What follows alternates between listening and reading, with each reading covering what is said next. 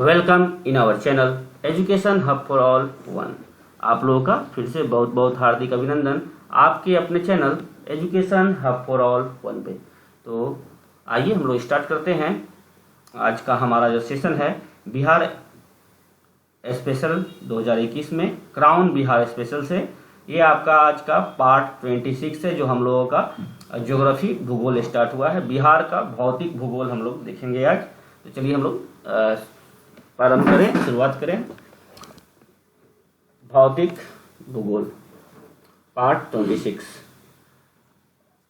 और जो भी छात्र छात्राएं नए हैं इस चैनल पे जल्द से जल्द सब्सक्राइब कर लें। सब्सक्राइब कर बेल आइकन को प्रेस कर ऑल पे क्लिक करना ना भूलें ताकि कोई भी नोटिफिकेशन आपको जल्द से जल्द मिल सके। अब हम लोग कंटिन्यू रहेंगे। थोड़ा सा इधर WPCS वगैरह एग्जाम हो रही थी जिस कारण से मैं वीडियो नहीं डाल पा रहा था। ओके, तो अब रेगुलर रहेंगे हम लोग। तो चलिए हम लोग स्टार्ट करते हैं। भौतिक प्राकृतिक बनावट आज का पहला टॉपिक होगा हम लोग का, भौतिक प्राकृतिक बनावट। और एक बात और कहेंगे कि आप लोग वीडियो को शुरू से अंत तक जरूर देखें।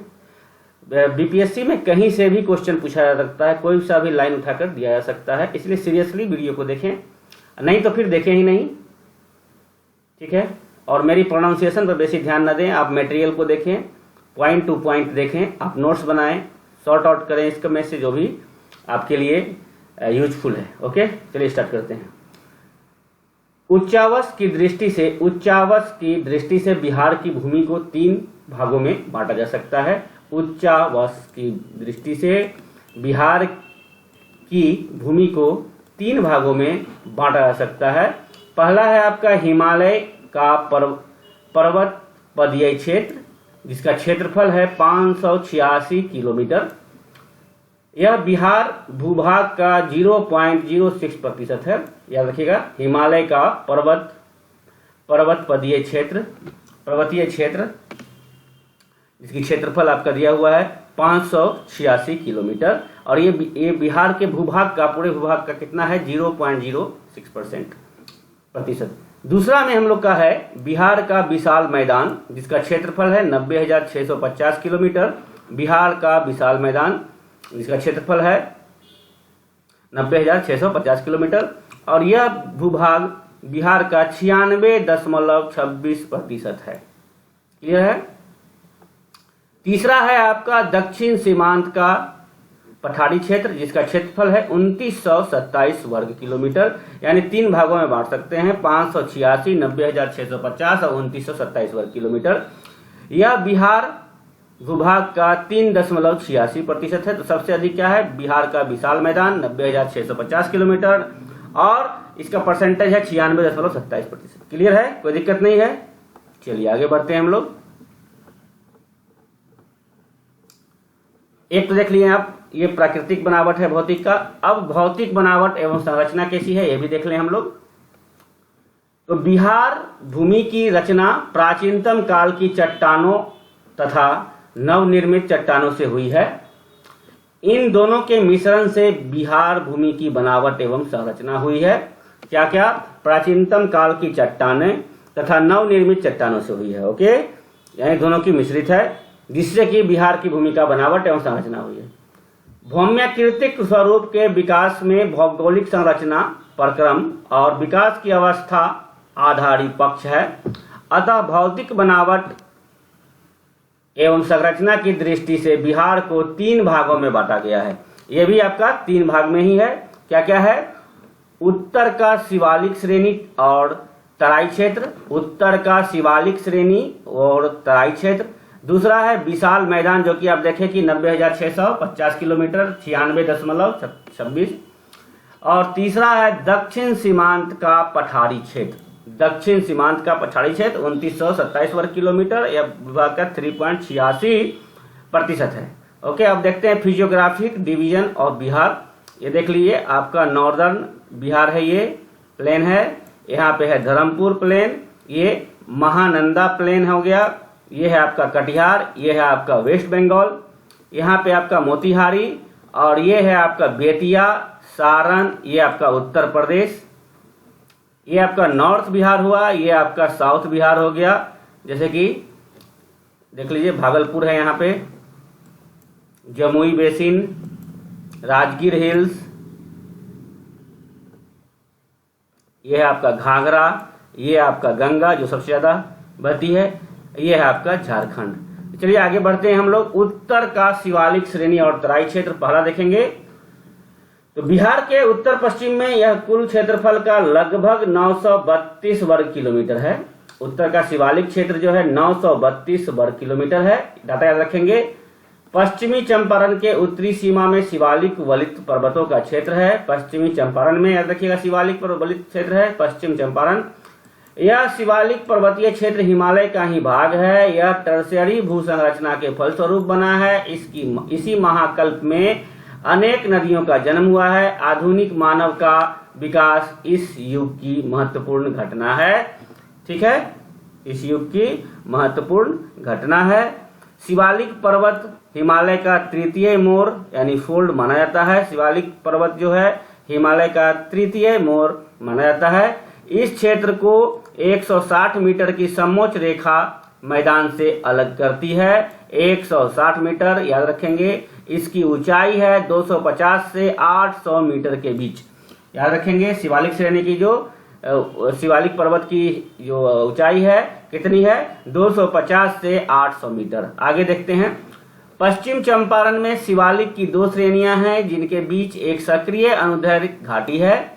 शिवालिक पर्वत श्रेणी को स्थानीय उच्चावास के आधार पर 3 भागों में बांटा जा सकता है। शिवालिक पर्वत को भी 3 भागों में।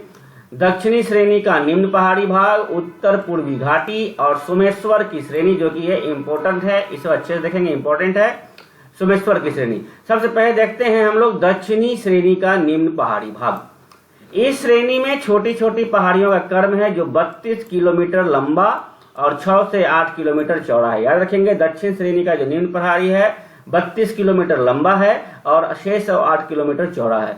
इस श्रेणी को रामनगर दून के नाम से भी जाना जाता है। रामनगर दून के नाम से भी जाना जाता है। और एक बात याद रखेंगे आप, रामनगर दून से क्वेश्चन पूछा भी हुआ है। और रामनगर दून यदि बोले या फिर दक्षिणी श्रेणी का निम्न पहाड़ी बोले, दोनों में कोई अंतर नहीं है, जिसकी की लंबाई 32 किलोमीटर और चौड़ाई 6 से 8 किलोमीटर है। इस श्रेणी को रामनगर दून के नाम से भी जाना जाता है। इस निम्न पहाड़ी भाग का सबसे ऊंचा भाग संतपुर है। सबसे ऊंचा भाग रामनगर दून का संतपुर के निकट है, जिसकी ऊंचाई 240 मीटर है। कितना है, 240 मीटर है। याद रखेंगे 240 मीटर। यह हरदा नदी के निकट है। कहाँ है, हरदा नदी के निकट है। अब आते हैं उत्तर पूर्व घाटी। इस नदी का विस्तार पश्चिम में त्रिवेणी नहर के शीर्ष भाग से भिखनाठोरी तक लगभग 75 वर्ग किलोमीटर में है। इस क्षेत्र में कई दर्रे हैं जो नदियों के बहाव के कारण बने हैं।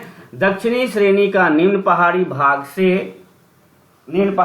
से उत्तर पूर्व दिशा में एक घाटी है जिसे हरदा घाटी कहा जाता है। इस घाटी की लंबाई 22 किलोमीटर है। कितना है, 22 किलोमीटर है। समुद्र तल से इस घाटी की ऊंचाई लगभग 152 मीटर है। यह घाटी जलोढ़ मैदान का ही एक हिस्सा है। जलोढ़ मैदान का ही एक हिस्सा है। अब आते हैं सोमेश्वर की श्रेणी, जो बोले थे इंपॉर्टेंट है। इस श्रेणी का विस्तार पश्चिम में त्रिवेणी नगर के निकट से आरंभ होकर पूरब में भिखनाथोरी दर्रे तक लगभग 74 किलोमीटर लंबा है। इसका शीर्ष भाग बिहार और नेपाल के बीच सीमा के रूप में है। याद रखिएगा, इसका जो शीर्ष भाग है, ऊपरी भाग है, बिहार और नेपाल के बीच सीमा के रूप में है, बाउंड्री के रूप में है। बिहार में इनकी औसत ऊंचाई 5 से 6 किलोमीटर है। यह श्रेणी दक्षिण में 152 मीटर की ऊंचाई से आरंभ होकर उत्तर में 610 मीटर तक ऊंचा है। इसी भाग में सोमेश्वर की ऊंचाई 874 मीटर है। याद रखिएगा 874 मीटर। इस क्षेत्र में कई दर्रे हैं जो नदियों के बहाव के कारण बने हैं, जिनमें सोमेश्वर दर्रा, भिखनाथरी दर्रा है जो नदियों के बहाव के कारण बने हैं, जिनमें सोमेश्वर दर्रा, भिखनाथरी दर्रा और गरवा प्रमुख है। सोमेश्वर दर्रा और भिखनाथरी दर्रा कुदी नदी तथा गरवा दर्रा हरदा नदी के द्वारा निर्मित है। नेपाल आने जाने के लिए इस दर्रा का उपयोग किया जाता है। इस भाग का निर्माण परतदार चट्टानों यानी कि बलुआ पत्थर, बजरी तथा अन्य स्फटिक कणों से हुआ है। यह मुलायम चट्टानें हैं। नेक्स्ट है आपका विशाल मैदान क्षेत्र। दूसरा हम लोग पार्ट देखेंगे, जो कि यह क्या है 90,650 वर्ग किलोमीटर में विस्तृत है, जो बिहार के कुल क्षेत्रफल का 96.27% है। बिहार का यह विशाल मैदान उत्तरी पर्वतीय प्रदेश और दक्षिणी प्रदेश के बीच फैला है। यह मैदान गंगा तथा उसकी सहायक नदियों द्वारा लाई गई है, जलोढ़ मिट्टी से निर्मित है। मैदानी भाग मध्यकालीन अवसादी निक्षेपण से निर्मित है और इसका संरचना सरल है। गंगा नदी के दक्षिणी भाग में सपाट मैदान है और मैदान में चौड़ की तरह की निचली भूमि है, जिसे टॉल कहा जाता है। चौड़ की तरह भूमि है जिसे क्या कहा जाता है, टॉल कहा जाता है। वर्षा ऋतु में यह टाल क्षेत्र जलमग्न रहता है।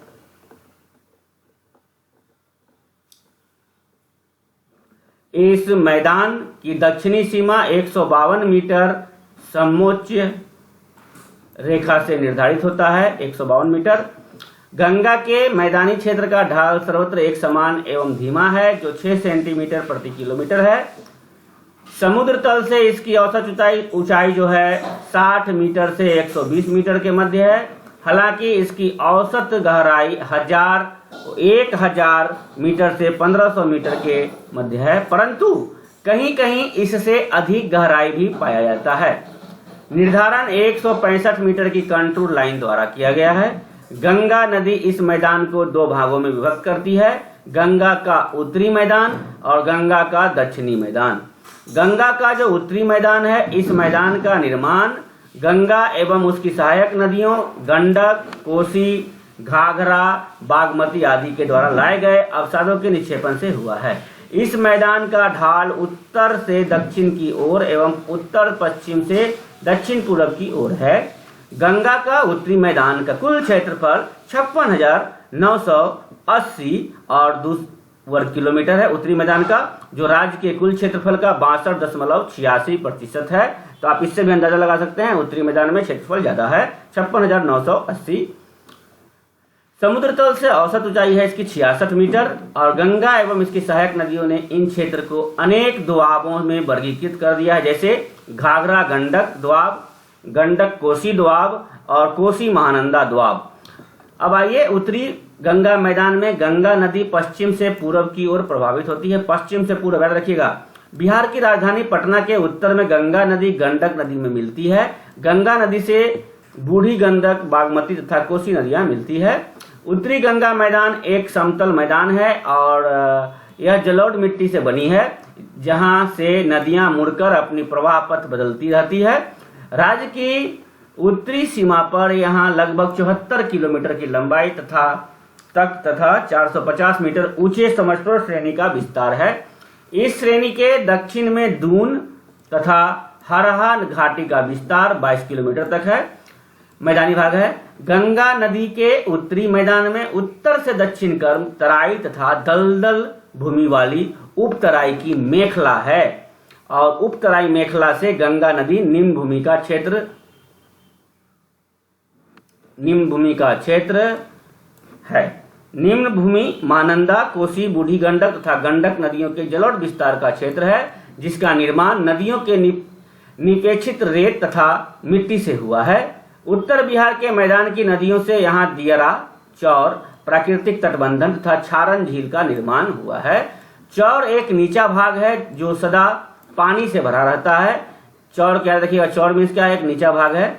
इस भाग में एक खास प्रकार की स्थलाकृति दियरा का निर्माण होता है। यह सामान्यतः ऊंचा भाग है दियरा। मैदान का दक्षिणी सीमांत क्षेत्र अपेक्षाकृत ऊंचा है। गंगा के समीपवर्ती क्षेत्रों में कहीं कहीं पर झील का निर्माण हो जाता है। उत्तरी मैदानों को 4 भागों में बांटा जाता है।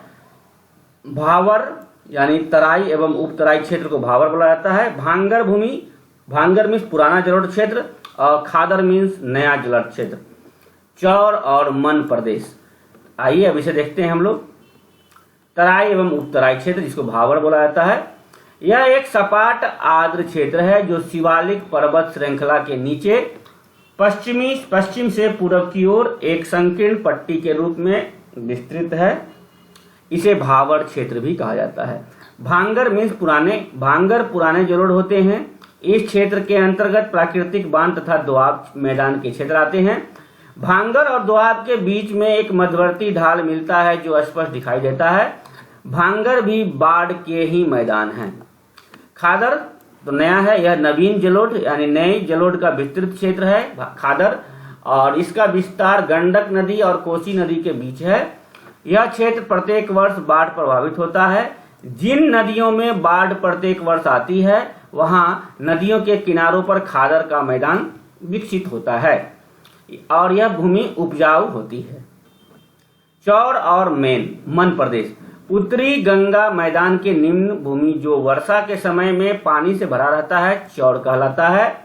नदियों की व्यक्त वाहिका जो गोखुर झील के रूप में पाई जाती है, गोखुर झील के रूप में जो पाई जाती है उसे क्या बोलते हैं? मन कहते हैं। याद रखिएगा, मन कहते हैं।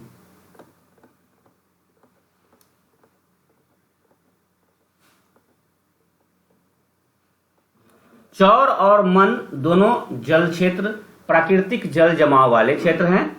उत्तरी बिहार के प्रमुख चौर हैं। कौन कौन चौर हैं उत्तरी बिहार के?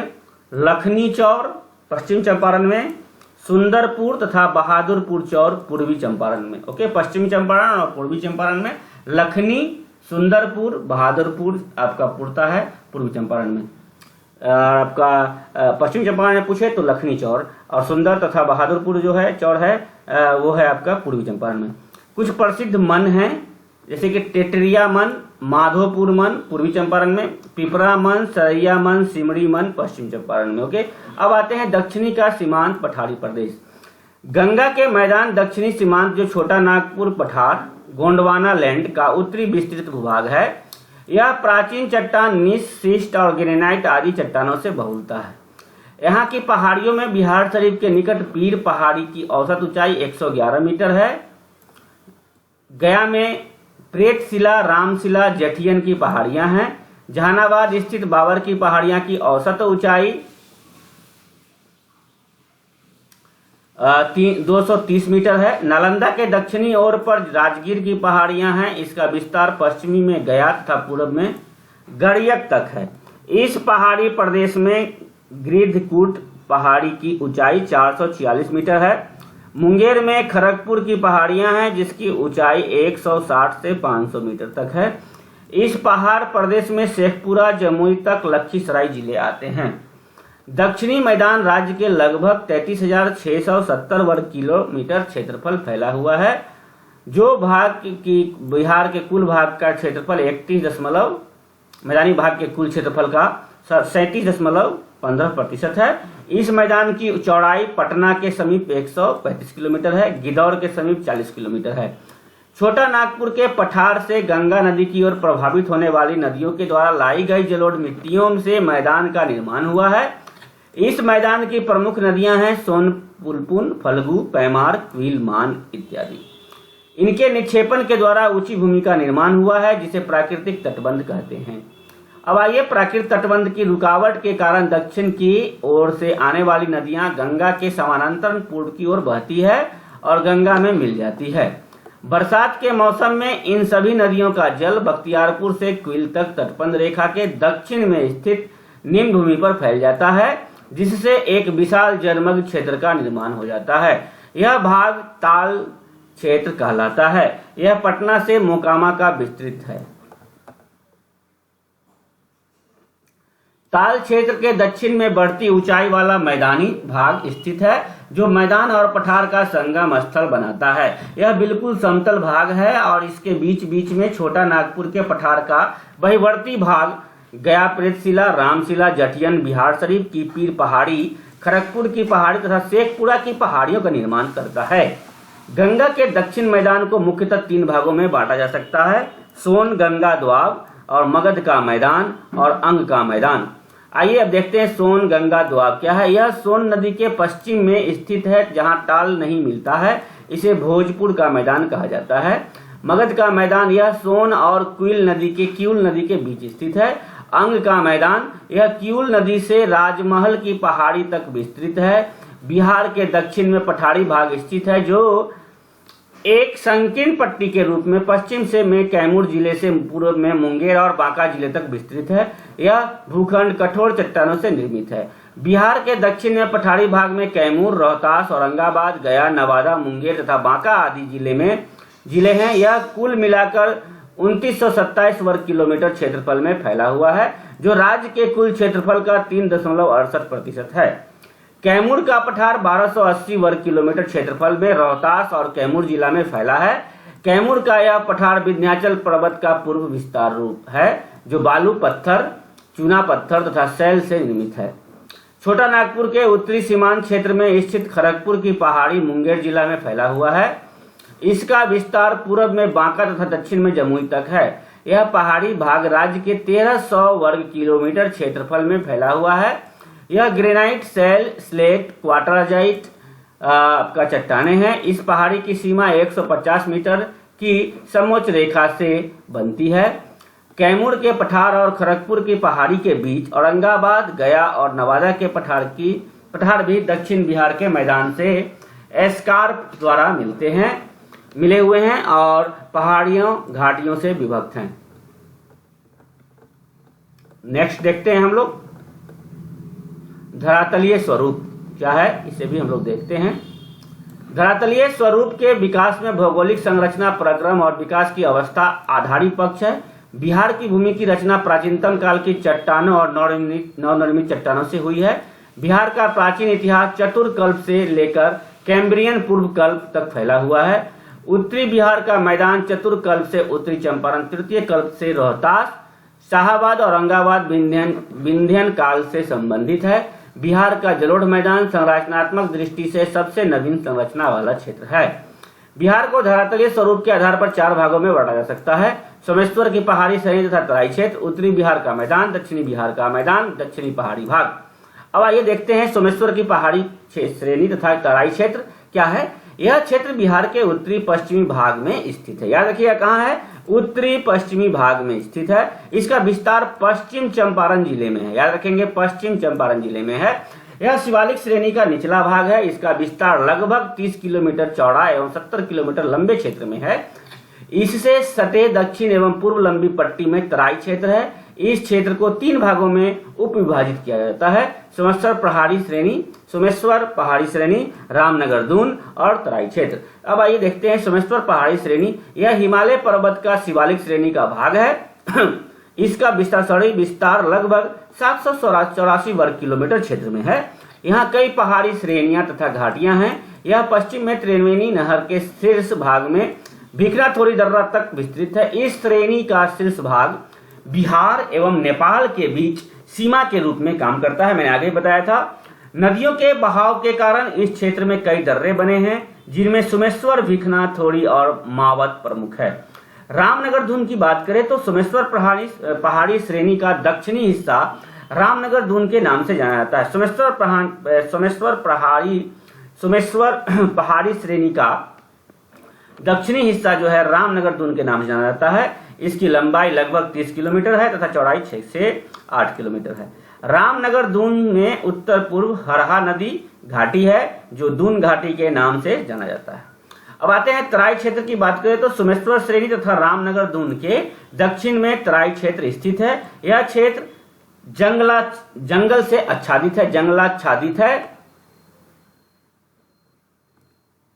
तथा दलदली है।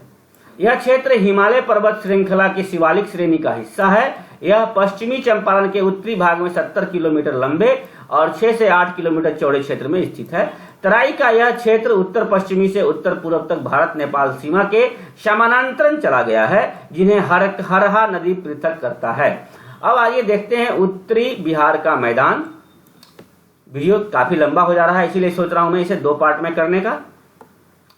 अभी इसमें बचा हुआ है,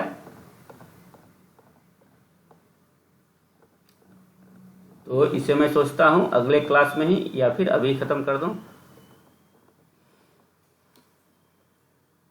अब इसे हम लोग अगले क्लास में देखेंगे। नेक्स्ट बाकी हम लोग इंपॉर्टेंट जितना था देख चुके हैं। चलिए आज के लिए बाय बाय, टेक केयर, धन्यवाद।